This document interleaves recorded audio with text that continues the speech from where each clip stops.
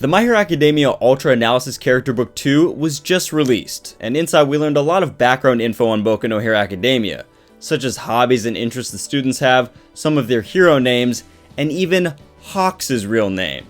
But we also learned some crazy things about Dabi, Chisaki, and Dr. Ujiko, and these not only have big implications for the series moving forward, but also confirm some insane fan theories. That's right, Shigaraki's new toys, the End Nomu, could not only have the quirks of villains, but also professional heroes, some of which are dead.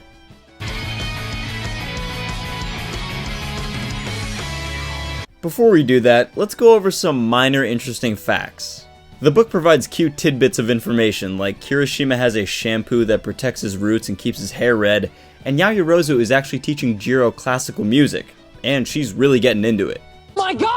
Okay, it's happening! Everybody stay calm! What's the procedure, everyone? What's the procedure? Stay calm! The Pro Hero 13 is confirmed to be female, which I already thought, but interestingly enough, Gaten is confirmed to be male, so I guess he's a pretty beautiful man.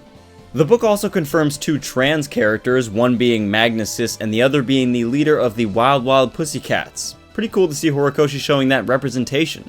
Also, even though my theory about Natsuo Todoroki actually being Gaten was pretty much shattered, I still wonder if the villain is actually a distant relative of Shoto on his mom Rei's side.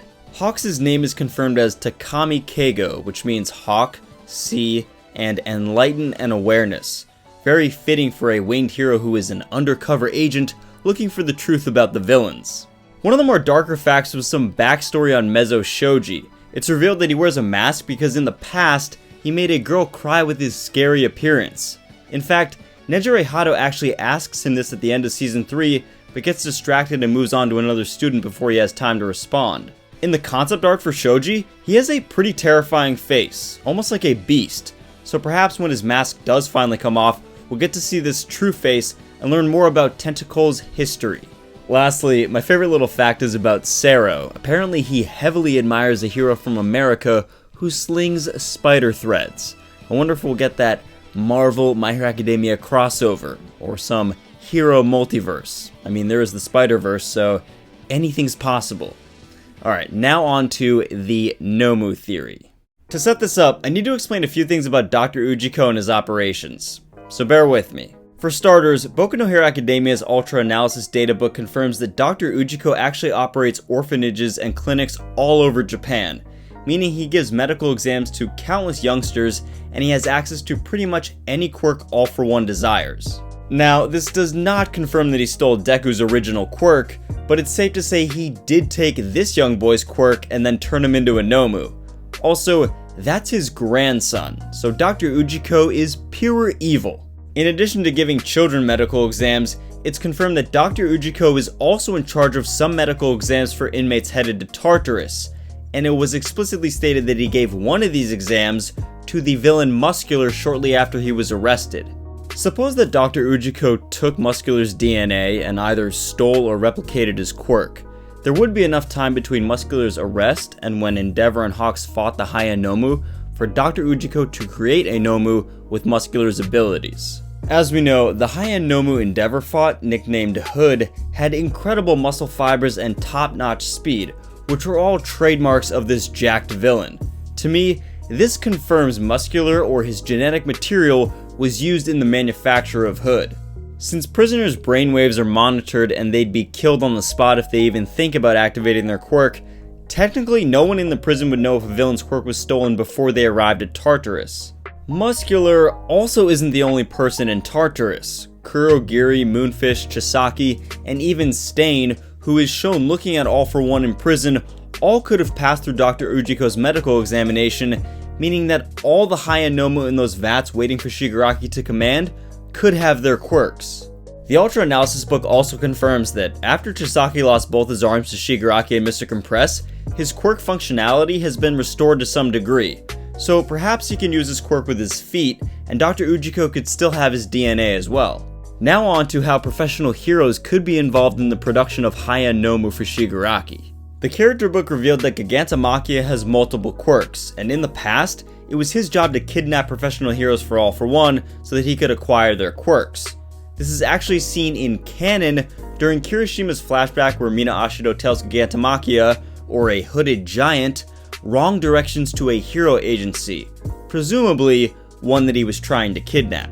We've already seen All For One take quirks that he deems helpful from professional heroes, like Ragdoll's Search, so given Gigantamakia's history and devotion to him, it would make sense that All For One and Dr. Ujiko probably have a whole stockpile of quirks ready to go. The professional hero Crimson Riot, for example, died being a hero, but it doesn't say if All For One interfered with this or not. It's possible our students in Class 1A could fight the quirks of their professional hero idols in high-end Nomu form. How crazy would it be if Kirishima has to fight against the Nomu version of Crimson Riot and confront the memories of his favorite hero? Best Jeanist was also either killed by Hawks or kidnapped in some elaborate plan. Regardless, as many of you noted, the League of Villains could easily take his quirk and use it for a high-end Nomu. Also, given the fact that Dr. Ujiko runs orphanages and has unlimited access to kids and their quirks, this might make it interesting for the heroes to actually fight the high-end Nomu. Eri could potentially rewind them to their human state, but if the heroes kill these abominations, they'd actually be killing children.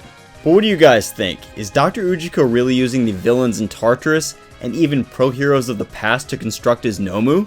Comment below. I think at the very least, this analysis book confirms that Muscular's quirk was used in the production of Hood. Other than this, given the revelation about the villains and the ones that reside in Tartarus and everything surrounding that, I think it's safe to say that we haven't seen the last of them yet. Which means, as everyone wants there to be, Prison Break arc coming soon. My last theory is a small one about Dabi. He could be dying. We've known Dabi is pretty frail. On top of being carsick, he's weak to his own quirk burning his flesh courtesy of overuse in his fight against Giten. Basically, his body can't handle the heat, and he actually resembles Conroe from Fire Force, who is currently suffering from his own body being charred by his pyrokinetic abilities. His stats are also abysmal, and have actually gotten worse in the Ultra Analysis book. In fact, the only stat he excels in is Mystery, which, if your past is the son of a professional hero, aka Toya Todoroki, you'd be shrouded in mystery as a villain too. Also, Dabi commented on them having internships and that the students haven't gotten a lot stronger, and he probably was talking about Shoto here. More evidence that he's Toya Todoroki, but also that he's downplaying their power since he himself is pretty weak. As always guys, thanks for watching. But what do you think? Could Dr. Ujiko really be using the villains in Tartarus and even dead pro heroes to manufacture these high ends? Also, what do you think about the Ultra Analysis book with Dabi's stats and him potentially dying because of his quirk? And any other facts that you guys found interesting? Let me know down below in the comments. If you guys like My Hero Academia content and these theory videos, consider enrolling at UA today by subscribing and click the bell notification so you're never late for class. Until next time, plus ultra.